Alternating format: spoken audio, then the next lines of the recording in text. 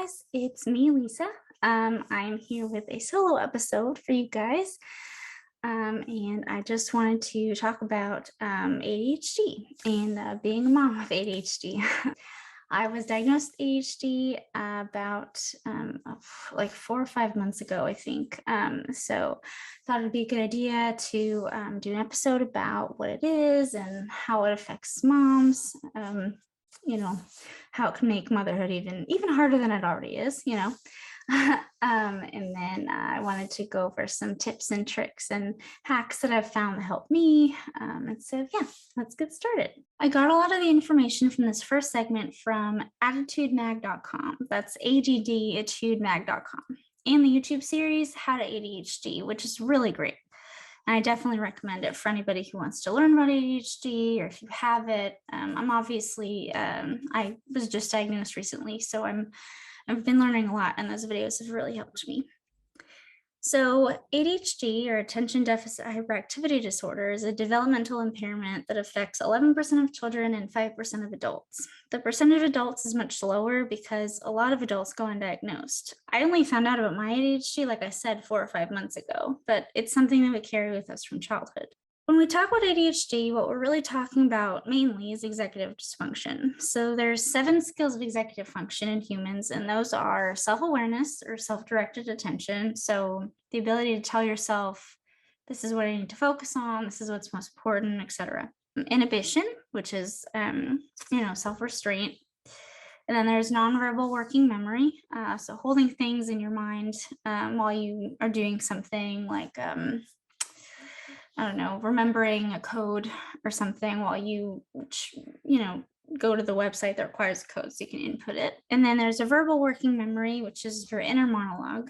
There's planning, there's problem solving, and finally, and this is the biggest one, emotional self-regulation, or at least it's the biggest one for me. This is the ability to process feelings and to use the other things mentioned before to alter how we feel about situations or circumstances. So in people with ADHD, these skills aren't well honed or they're lacking. So self-awareness, it isn't necessarily that we lack attention completely. We just can't really regulate our attention. So sometimes we'll focus way too much on something. Other times we won't be able to focus at all. A lot of people like to joke around and say having ADD or ADHD is like, oh, squirrel. But that's not really accurate. So yeah, it's just we have trouble regulating our attention. And so for inhibition, people with ADHD tend to be impulsive. It's more so with primarily hyperactive ADHD. And I'll get into the 2 different kinds or the 3 types here in a little bit. And then nonverbal working memory. So this is actually explained really well in one of the videos in the series How to ADHD. She talks about ADHD brains like a computer. So we just don't have as much RAM as other people's computers do. So if you think of it like, I guess neurotypical people, if they have like 4 slots of memory to put stuff in working memory, so they can hold 4 things in their mind at a time, we only have 3. And I actually watched a funny TikTok video the other day too, where a guy was describing ADHD. Basically, he used the RAM also, but he basically said that it's a computer with the best processor in the world, but no RAM. I showed it to my husband because he's a software guy, so I thought he'd get a kick out of it. So then we have verbal working memory. So because of all the stimulation and thoughts, inner monologue can get very, very noisy. It's very loud in there. Because of all the things happening and all the things going on, and we're just processing so much stimulus all the time. Another part of verbal working memory for us, we tend to have a lot of negative self-talk, and that stems from the anxiety, that stems from the ADHD, although people with ADHD can also have anxiety separately, like me, so that's really fun. So basically there's lots of negative self-talk, even though I try really hard to keep that to a minimum. Planning, we have ideas, but when it comes to, coming up with how to do them, Like, I have so many ideas. I mean, I annoy my husband to death because, every day I'm like, oh, I want to do this and I want to do this and I think this. And, I have really cool ideas, but then he asks me a super simple question like, okay, how? And I don't know. I don't know. I haven't gotten that far. I just come up with the ideas. I don't have to, execute them, right? I mean, they have people for that. Yeah. Then there's problem solving, which, I mean, I don't I don't know. Help me. And then there's emotional regulation, which is it's really important for me. And I actually didn't even realize that this is part of ADHD, because a lot of, when you talk about ADHD, you talk about like in terms of school or work. But yeah, emotional regulation is a big one. So there's very little emotional control. So, we'll be fine one moment and then completely go off the handle the next. Anger burns really hot and sadness is crippling. It's also one of the main reasons that motherhood can be so much harder for people with ADHD, but I'll get to that in the next segment.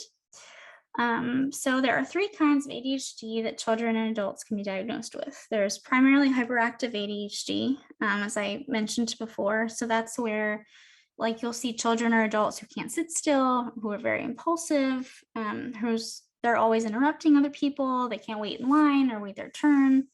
Then you have primarily inattentive ADHD. So, the little kid in class who's looking out the window and daydreaming instead of paying attention, who, misses assignments continuously, isn't necessarily causing a disturbance in class, but you can tell that their mind is elsewhere. Primarily inattentive ADHD is much more subtle than hyperactive and often missed by parents and teachers. As I mentioned, they're more likely to report a kid who's jumping off the walls and disrupting his classmates and being a class clown, etc.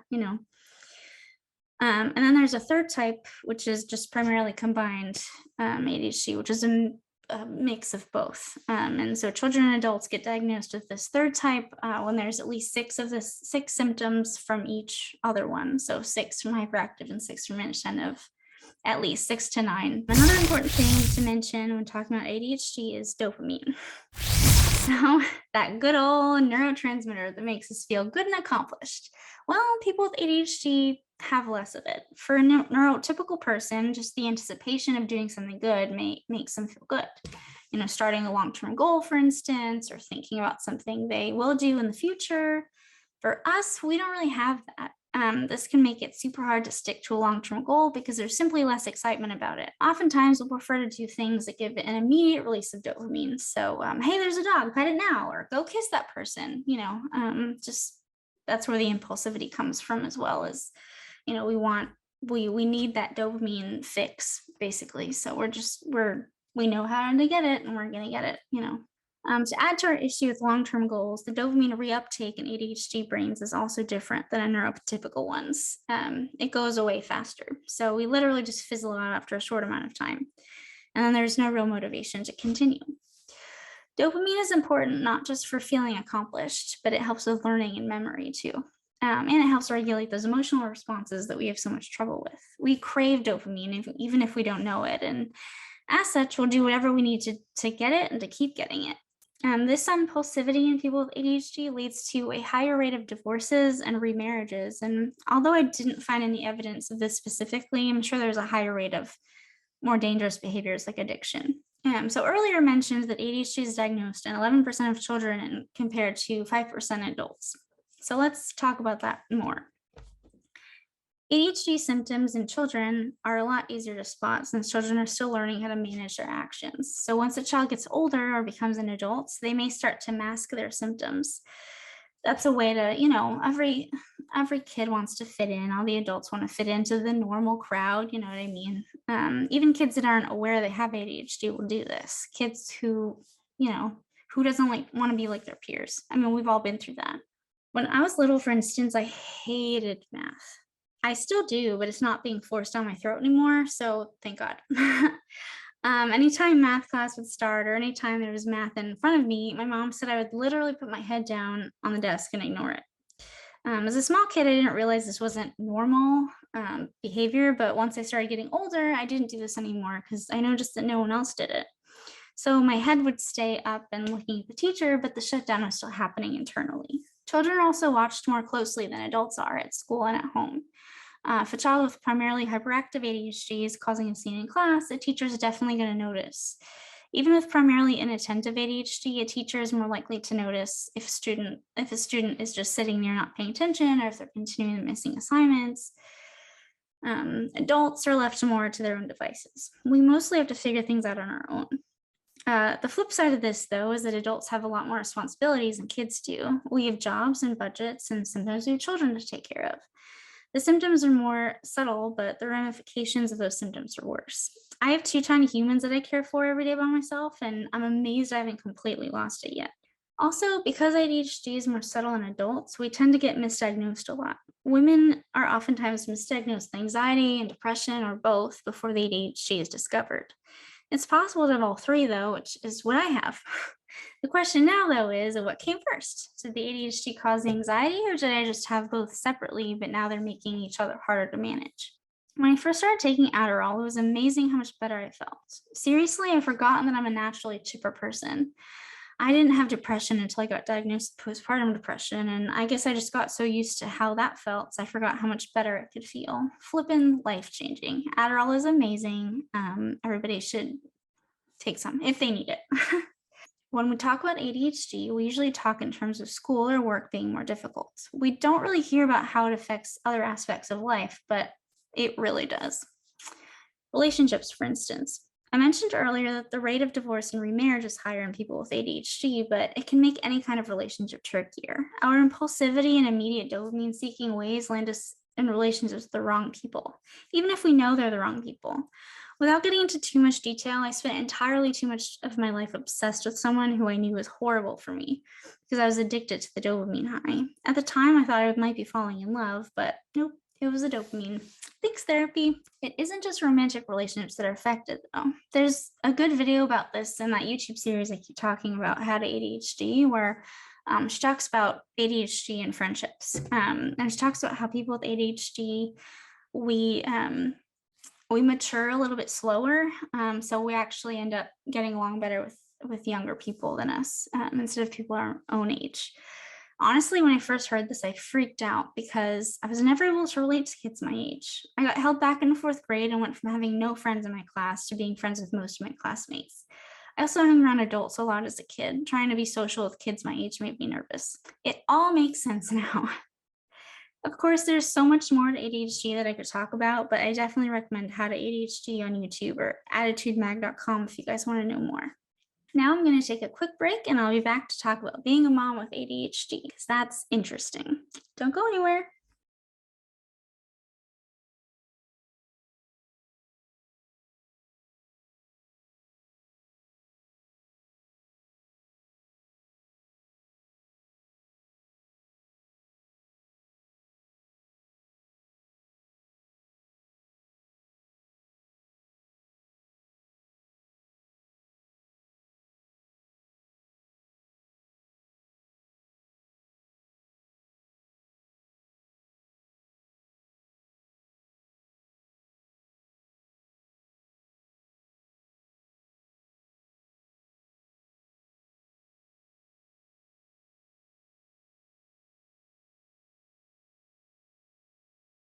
Welcome back. Okay, so now let's get into what it's like being a mom with ADHD because, geez.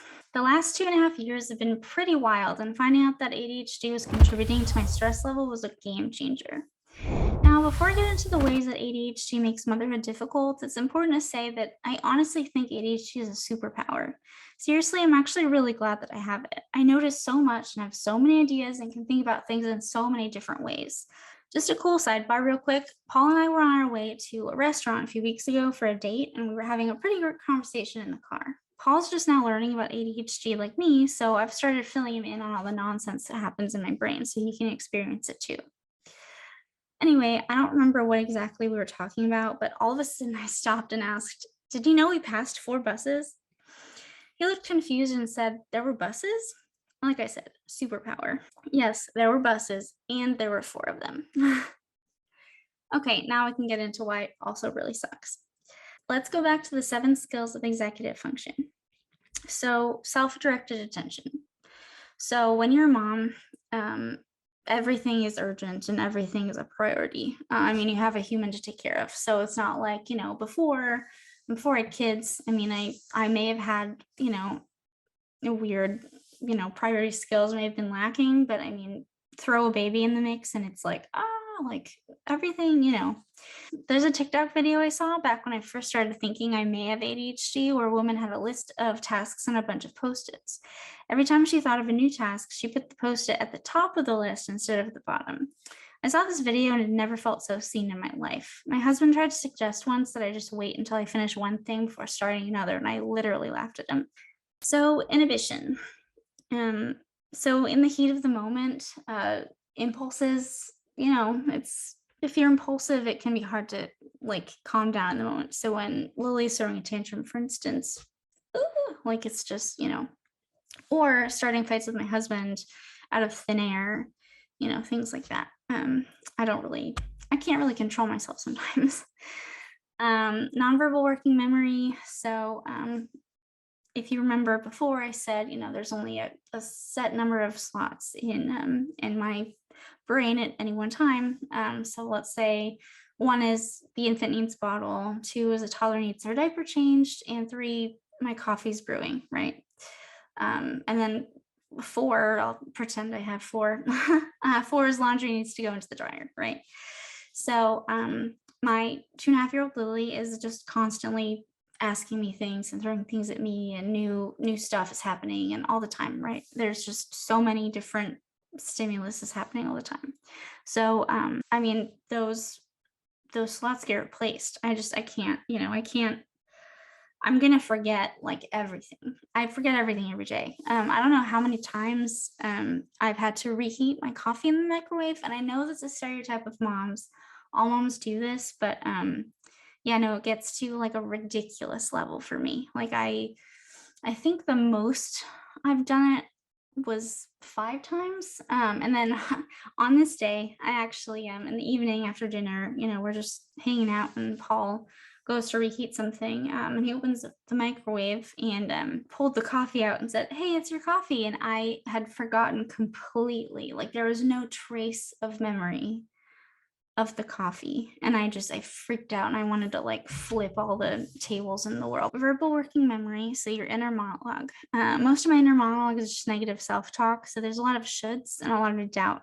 So I'm always doubting my skill as a mom. I'm always doubting, am I doing the right thing, and as a mom, and it becomes more crucial when you have kids. Like before, oh no, I failed that test and I'm so stupid or whatever. But again, you have a literal human. So yeah, I'm always just doubting myself. And there's not nobody in my head is like, oh hey Lisa, maybe we can do it like this instead. No, it's all just nope, you messed up, or nope, whatever. And then there's planning. So I mean, I don't plan anything. I probably should. I'm trying to. I've been trying to plan things, and I've been trying to like keep like a schedule or whatever, but it just like it doesn't happen. And then there's stuff like there's bigger parenting stuff like potty training. I'm supposed to be potty training Lily, but I don't know how to do it, and I'm just avoiding it for now because I don't have a plan because I can't come up with one because I don't know what I'm doing. Anyway, so remember, so another thing about planning, remember writing essays in school and having to write an outline first? What even is an outline? I never understood outlines and I never did them. So now imagine having to plan your kid's day, or how you're going to parent your child or teach them a new skill. Most days I feel like I'm just surviving to the next day. The thought of actually planning ahead gives me crazy anxiety, but not planning ahead also gives me major mom guilt and anxiety. Yeah, it's just always anxiety in my mind. Okay, so then problem solving. So how to teach my daughter better ways to do things or handle her big emotions. And now that there's 2 of them, and there just isn't enough time in the day to give the younger one the same attention as Lily, and I just feel like it just major guilt and problem solving. There are ways to solve this problem. I could have Lily do an activity while I take care of the little one, but I'm just overwhelmed and I can't seem to solve the issue at hand. So I just sort of like wing everything. Yeah. If this sounds like you, we should be friends. Another thing about ADHD that makes motherhood difficult is a lovely thing called imposter syndrome. This is something that anyone can get, but it's very common if you have ADHD. Having imposter syndrome when you're a mom basically means you're never sure of yourself. I'm never sure of myself ever. There's a part of me that still feels 17 for crying out loud. And I'm a mom? Get out of here with that. What? Sometimes I feel like I'm just pretending to be a mom, trying to fit into hashtag mom life, but yeah, no, I don't belong here. And I guess side note, this I experienced this when I had cancer too. Although I didn't know what it was at the time, I had cancer, and I got the feeling that I didn't, I had my cancer and I survived it, and all I had to do is chemo. And I went to this survivor meeting once, and everybody's going around the table talking about bone marrow transplants and all these scary things. And somebody had a heart surgery, for crying out loud, after chemo. And I don't know, I felt very like, all of a sudden I felt very like, oh, can I really count myself as a survivor? Like, I had like easy mode cancer, but what even is easy mode cancer? Like, that doesn't make any sense.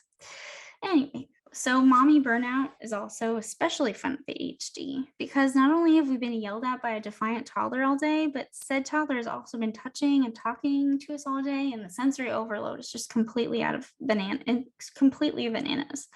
So we burn out extra quickly, and it's extra terrible. The last thing I'll mention that makes motherhood with ADHD really difficult is how hard it is to stay accountable, especially by ourselves. For whatever reason, it's so much easier to get things done when there's someone else there, even if they're doing nothing. There are actually Facebook groups for people who want an online shadow person, and although I've never done it, how cool is that? As a mom, I would definitely need an in-person shadow person, but it's neat that there are groups for this. Okay, so we'll be right back, and then I'm going to give you some tips and tricks on how to make motherhood a little bit easier if you have ADHD. And these tips work for all moms, but definitely if you have the brain that I have.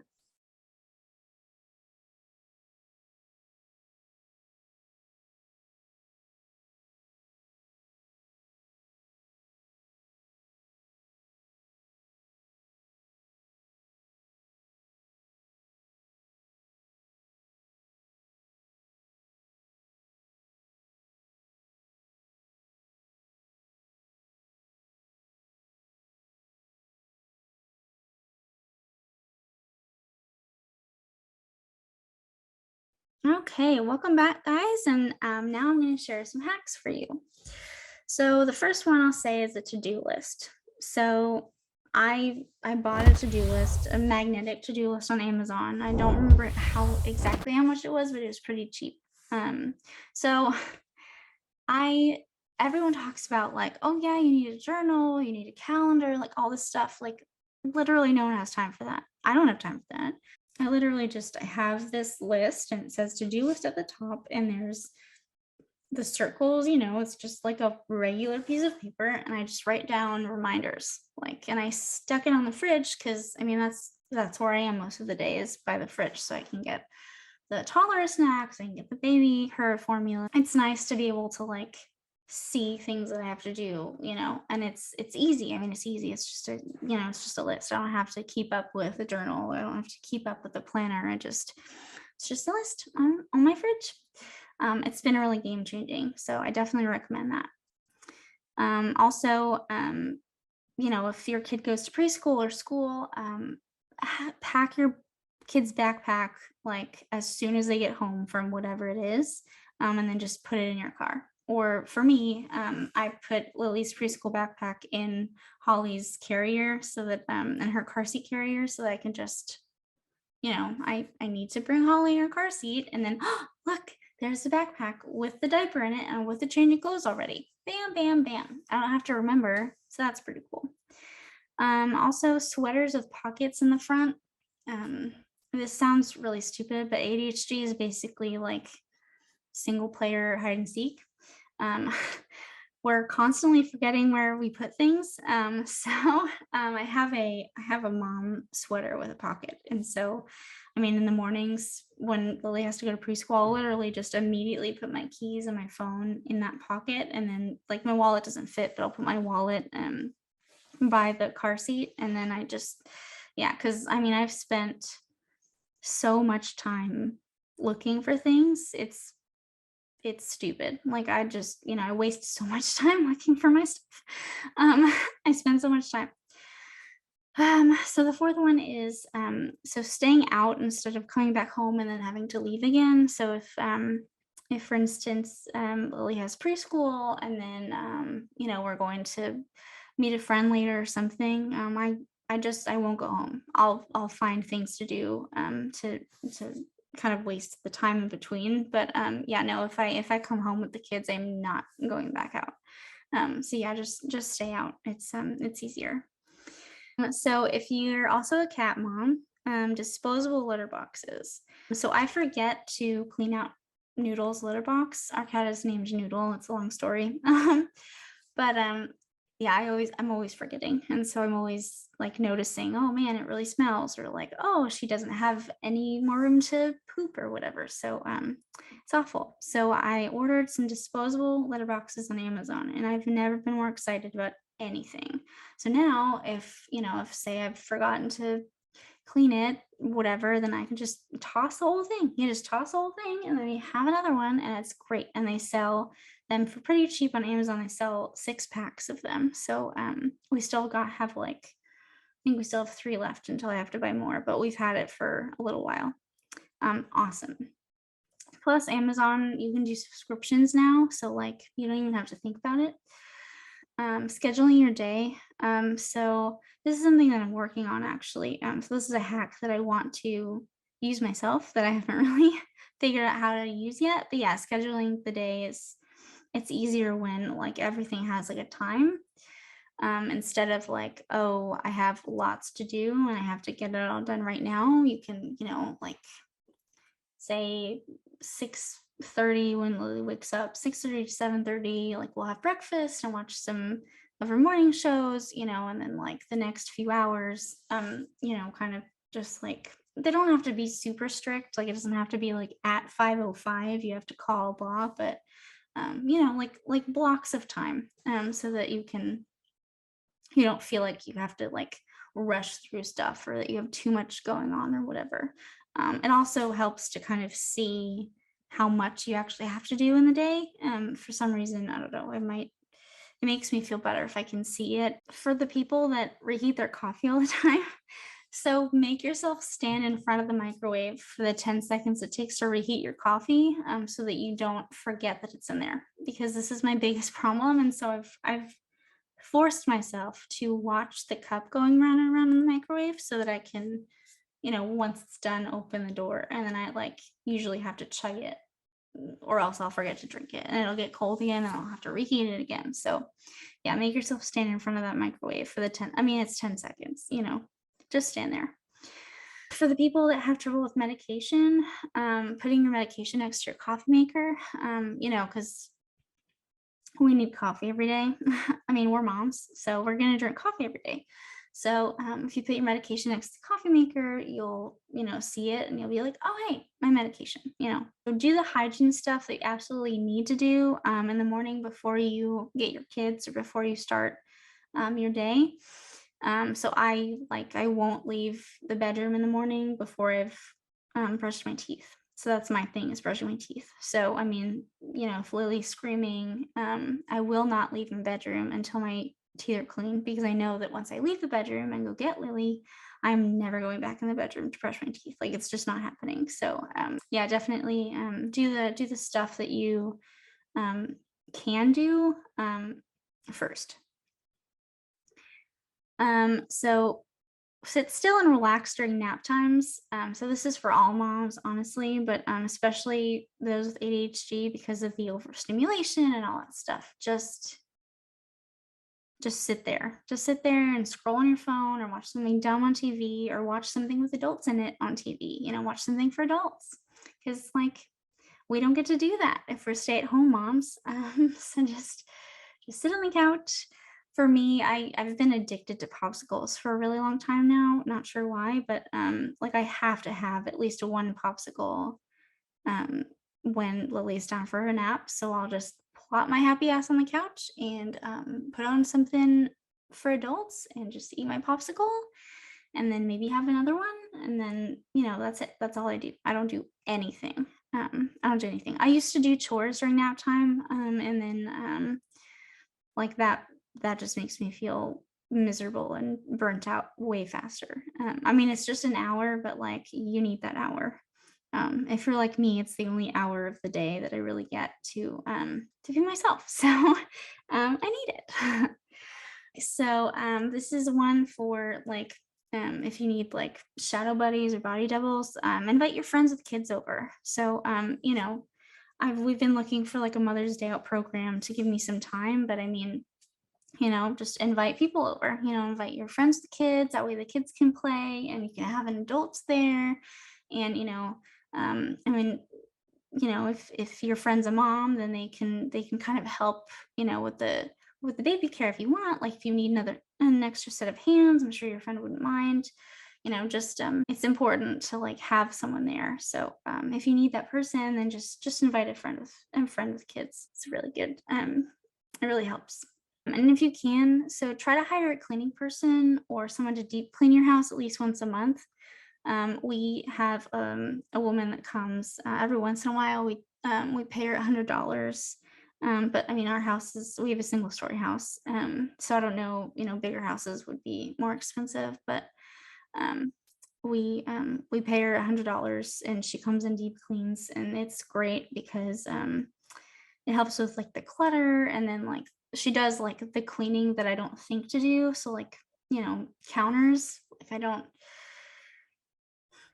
I don't know. I just like my kitchen counters are just freaking disgusting like all the time. And I just never think to do it. I don't know. Like, I mean, I do stuff like I do dishes and I do laundry and I'll vacuum the floors, but like I don't really think to like do the counters or do like the shower in the bathroom. That's a big one too. I actually saw a YouTube video where this woman with ADHD had hacks, and she said to wash the shower when you're in the shower, which I think is brilliant. So, if you can just that way, I mean, you're in the shower already, so why not clean it? Because yeah, no, if I don't do that, then I never think to clean the shower. So, I mean, the cleaning lady, she'll do it. But like I said, like we have this cleaning lady who, she can actually deep clean the house, and then the house is like actually clean rather than like my my semi clean, not really clean. But yeah, we do that every once in a while. It's not regular. It used to be every 2 weeks, but then that was before we had kids. And so now that we don't have money anymore, yeah, she only comes a little bit. So there you have it. Those were my hacks for moms with ADHD or just moms in general. So that's the end of the episode. I hope you guys enjoyed learning a little bit about ADHD and learning about moms with ADHD. We have a rough time. I'm glad that I was able to share with you guys, and I hope you guys enjoyed. All right. I'll see you guys next time.